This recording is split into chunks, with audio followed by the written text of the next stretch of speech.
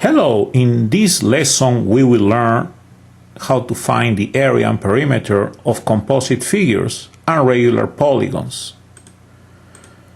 So the learning goals are: number 1, learn to determine the perimeter and area of composite figures, and number 2, learn how to find the area of a regular polygon. So let's start with composite figures. What they are. A composite figure is a two-dimensional shape formed by merging or combining two or more simpler geometric shapes. For example, you can combine a rectangle with a triangle, square with a circle, any of the simple geometric shapes that we have listed here. When you combine them and merge them, you obtain a composite figure. Here we have a square and a right triangle. The side of this square is 2. So the area of the square would be 2 to the power of 2, which is 4 units square. The measurements of these two sides of the right triangle are 2 and 3. So the area would be base times height, 3 times 2 or 2 times 3, divided by 2, which would be 3 units square. Now that we know that this square is 4 units square in area, and this right triangle is 3 units square in area, if we merge them together and fuse them, we will know that the total area would be the area of the square and the triangle together. So 4 plus 3. So 7 units square. Now, if we want to find the perimeter of this composite area, first we label the sides that we know. That's what we know from the previous information. We still need to find this part here, this side here. So we know that this is going to be 2. So in this right triangle, we can find the hypotenuse, which would be a square root of 2 squared plus 3 squared, which is a square root of 13 or 3.6. Now that we have all the sides of this composite figure, we can find the perimeter. The perimeter will be 2 plus 2 plus 2 plus 3 plus 3.6, which is 12.6.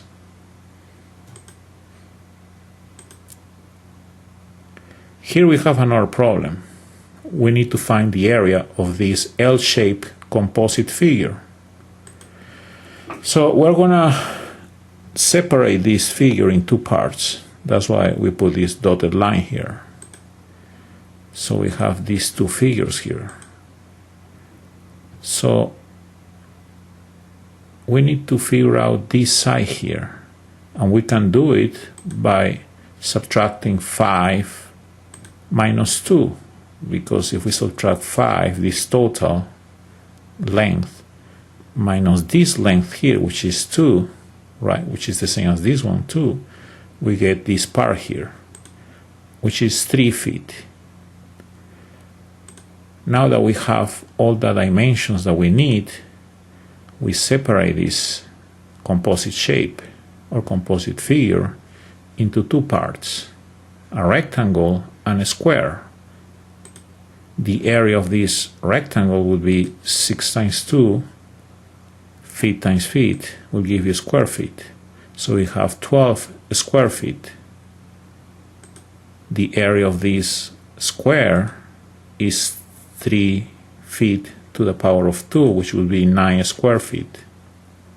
Now to find the total area of the composite figure, we just add these two areas. 12 plus 9, which is 21 square feet. That will be the answer to this problem. Now what happens if we need to find the perimeter of this L shape? We already figured out that this side here is 3. We still need to figure out this side here. To figure out this side, let's call this x. we should realize that 3 feet, right? If this is 3, this is 3, plus that x has to be 6. So we know that 3 plus one number is 6, 3, right? So x has to be 3. So we figure out that x, or this side here, is 3 feet. Now that we have all the sides of the L-shaped figure, we can find the perimeter. We just add them. 5 plus 6 plus 2 plus 3 plus 3 plus 3, which equals 22 feet.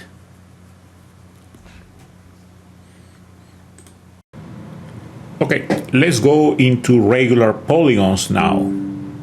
A regular polygon is a two-dimensional closed straight-sided figure with all sides of equal length and all interior angles of equal measure. Some examples of regular polygons are the equilateral triangle, which is a three-sided regular polygon, the square, a four-sided regular polygon, a regular pentagon, which has 5 congruent sides, and a regular hexagon, which has 6 congruent sides. There are more regular polygons, but we are focusing on only this for this presentation. Now, let's see how to find the area of a regular polygon. This is a pentagon because it has 1, 2, 3, 4, and 5 sides. So all sides measure the same because it's a regular pentagon. Now, for this problem, they give you a point that is in the center of this pentagon. And they give you this distance here. This distance from here to one side, which is perpendicular to that side, is called the apothem. For this particular problem, the apothem measures 2 inches. And the sides, each side measures 3 inches. Remember, all sides measure the same because it's a regular pentagon. So they are asking us to find the area of this regular pentagon.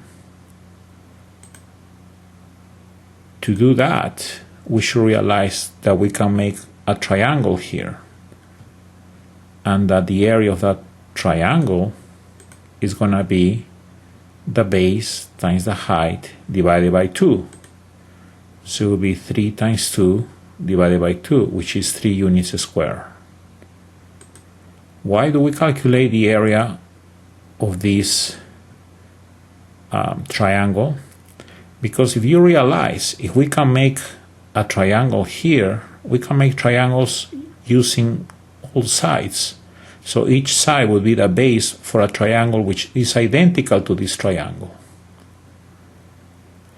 So if we just add these areas, we will find the total area of the pentagon, which would be the area of the 5 triangles. 5 times 3 units square will give you 15 units square.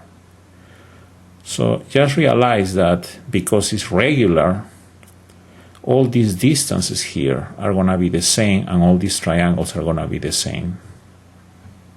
So that's the way you calculate the area of a regular polygon, using the apothem and the distance of the side, or the length of the side, I should say. So let's apply the same technique to find the area of a regular hexagon. This is a hexagon. It has 6 sides, and for this problem, each side is 10 inches, and the apothem, this perpendicular here, is 8.7 inches.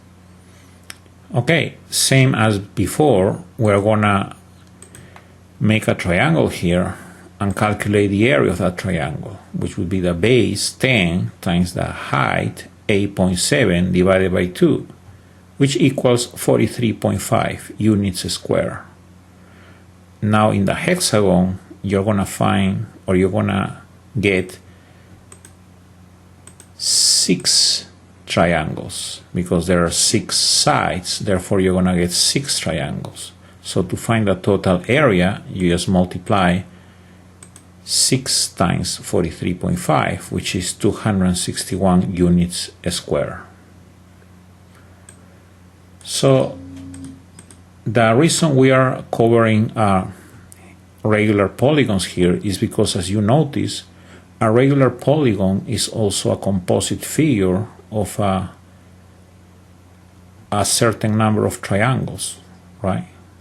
If it's a hexagon, it's 6 triangles. If it's a pentagon, it's 5 triangles. Thank you very much for the attention.